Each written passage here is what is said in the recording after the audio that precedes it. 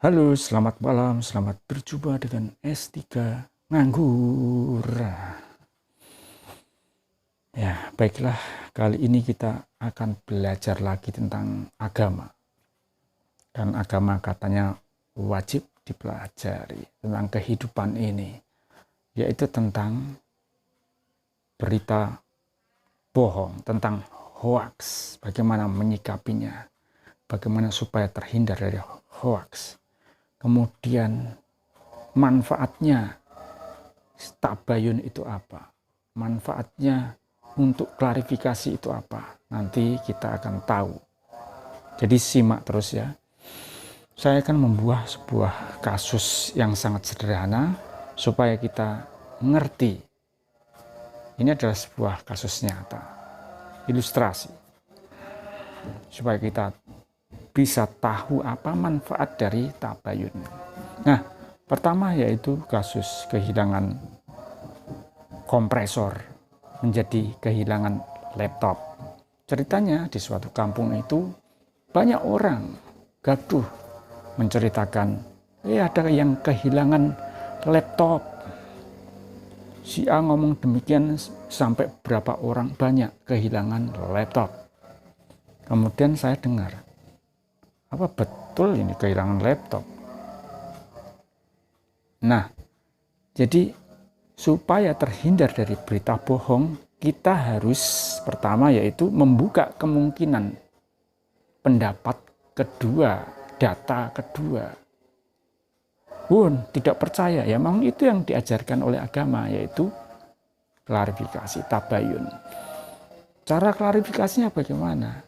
Ya gampang, karena yang kehilangan kompresor itu cuma tetangga dekat, kehilangan laptop tadi ya, yang diberitakan, yang dipercaya banyak orang, cuma tetangga dekat, ya tinggal datang ke sana, buka klarifikasi tabayun. Mas, Anda kemarin ke Sohor kehilangan laptop, apa betul? Kata siapa? Tidak. Yang betul saya kehilangan kompresor. Nah, itu dia. Terus buka dialog. Ceritanya bagaimana, Mas? Kalau boleh tahu.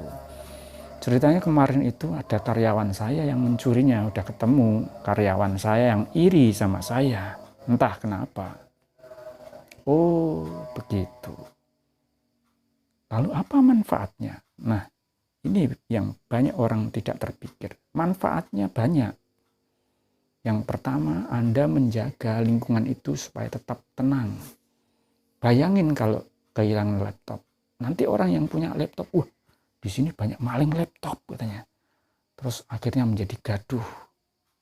Yang punya laptop jadi bingung, ya kan? Terus yang punya barang-barang lain jadi bingung.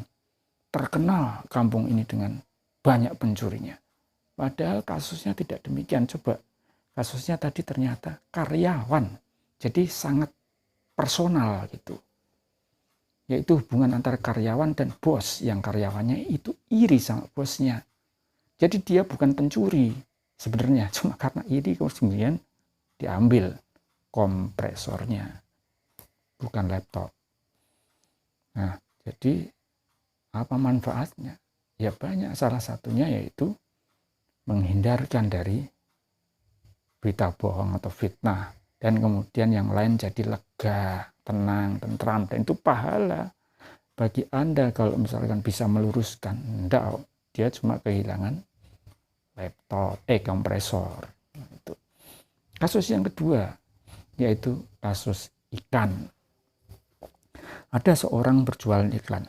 Terkesannya, ini terkesan ya, baru kesan loh, belum ada bukti karena belum di cross check, jadi kesan, kecuali udah di cross check. Murah harganya. Kok murah? Iya, menurut saya murah karena kata orang itu baru musimnya.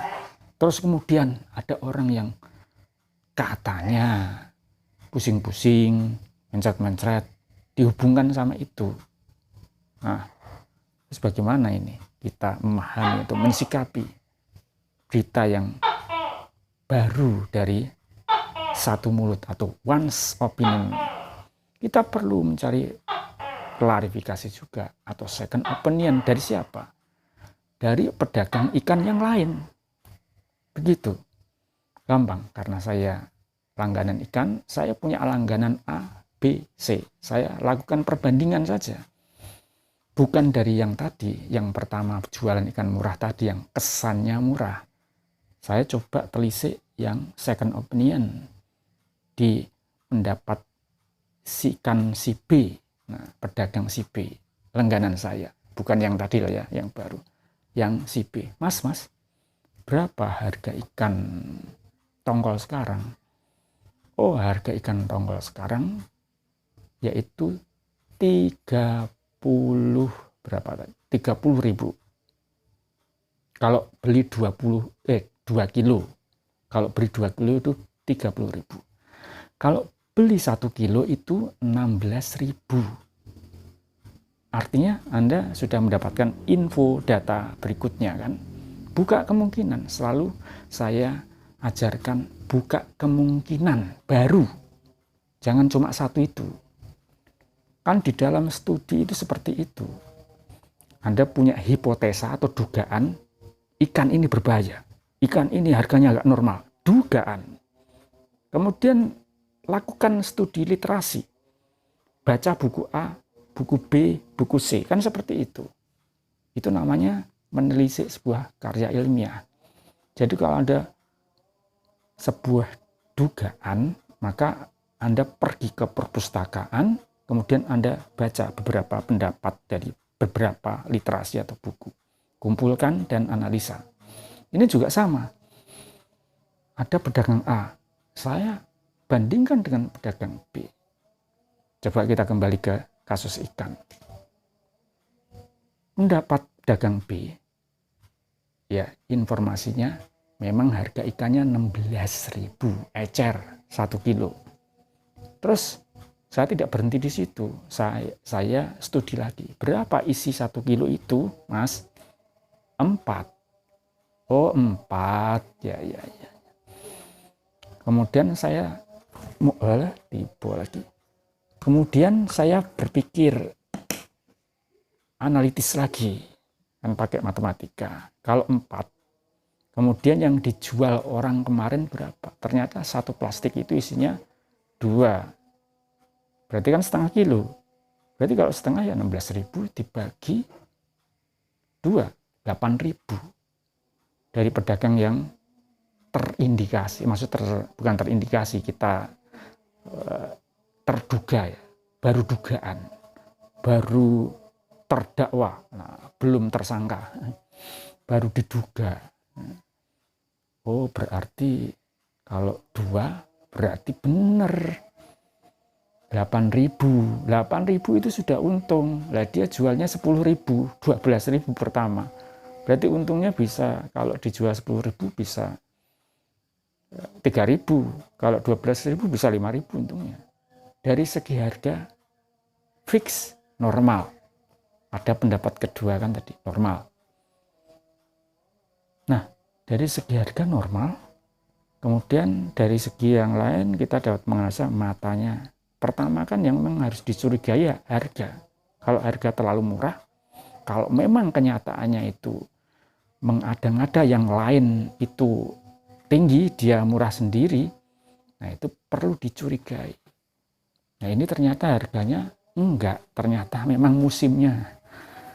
Nah, sudah dicek dari pedagang yang kedua. Lalu kita bisa berpikir membandingkan, oh ternyata normal kok harganya. Nah, lalu apa manfaatnya dari kita itu membuka kemungkinan, tidak menutup diri? Yaitu tadi, terhindar dari hoax, terhindar dari fitnah. Apalagi kalau kita melakukan fitnah tanpa sengaja. Kita banyak sekali pahala, tapi ternyata fitnah. Fitnah itu dosanya besar. Ya, kita masuk ke dalam ranah agama. Kita analisa. Fitnah itu dosanya besar. Kenapa? Karena mengalir dia.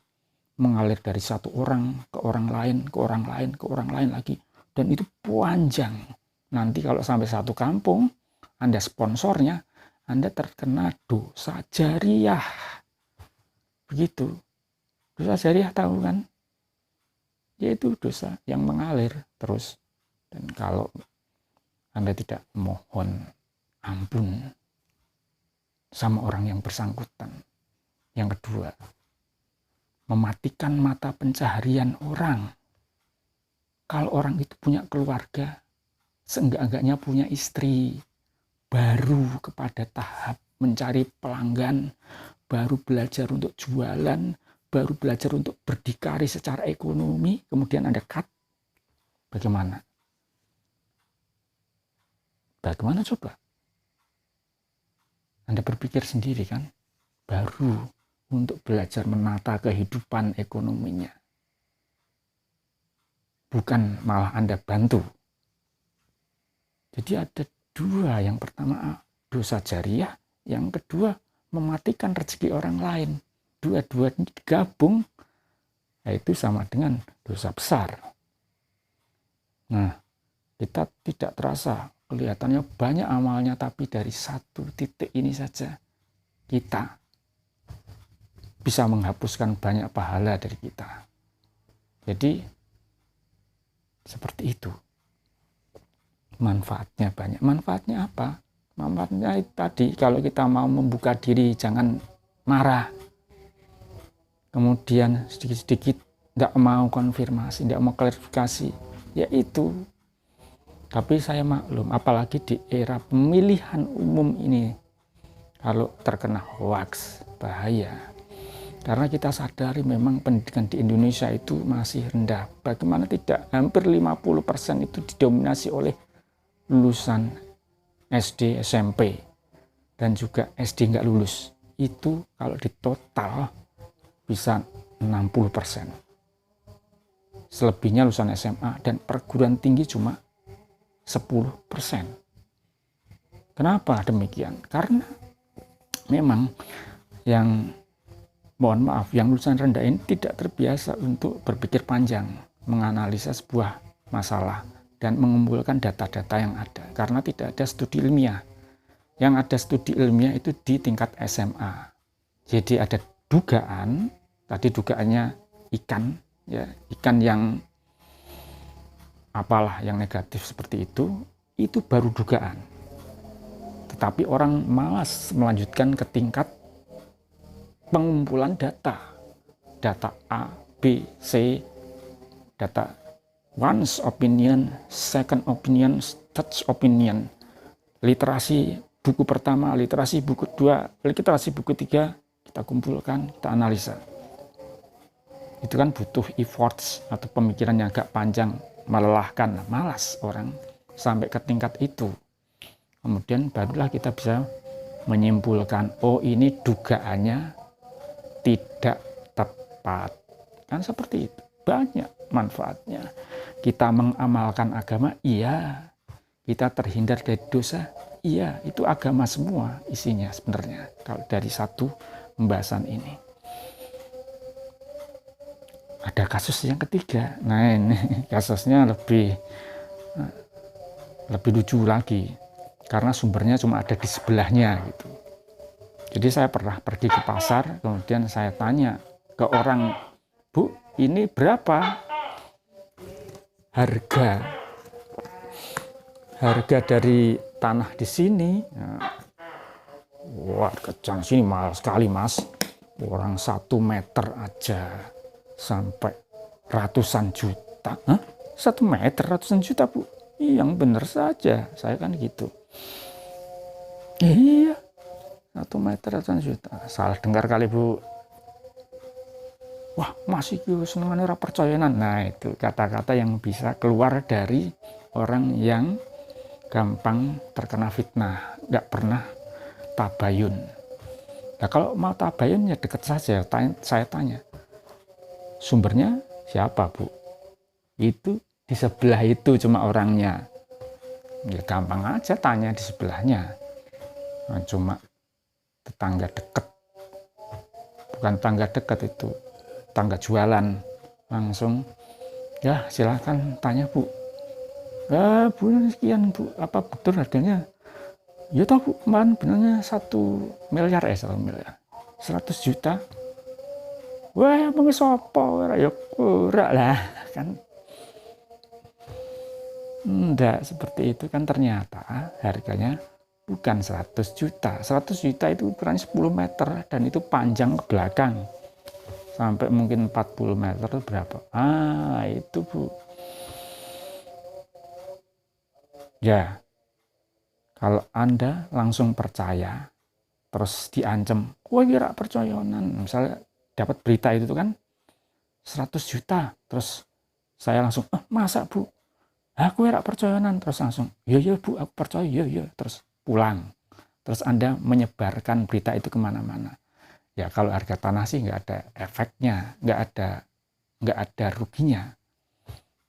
Tapi kalau ikan tadi, ikan, Anda mendapatkan dosa jariah, ya kan? Nah itu. Jadi kita belajar tentang kehidupan itu penting dari kasus yang cuma sepele ini. Kita bisa mempelajari hakikat, filsafat, menyaring, studi ilmiah, agama, ya, seperti itulah kehidupan. Bikin pusing, tetapi seharusnya kalau kita duduk dengan berpikir agak panjang, tidak bikin pusing. Terima kasih. Nanti kita bahas pemilu ya. Dan kita prediksi siapa yang akan jadi presiden.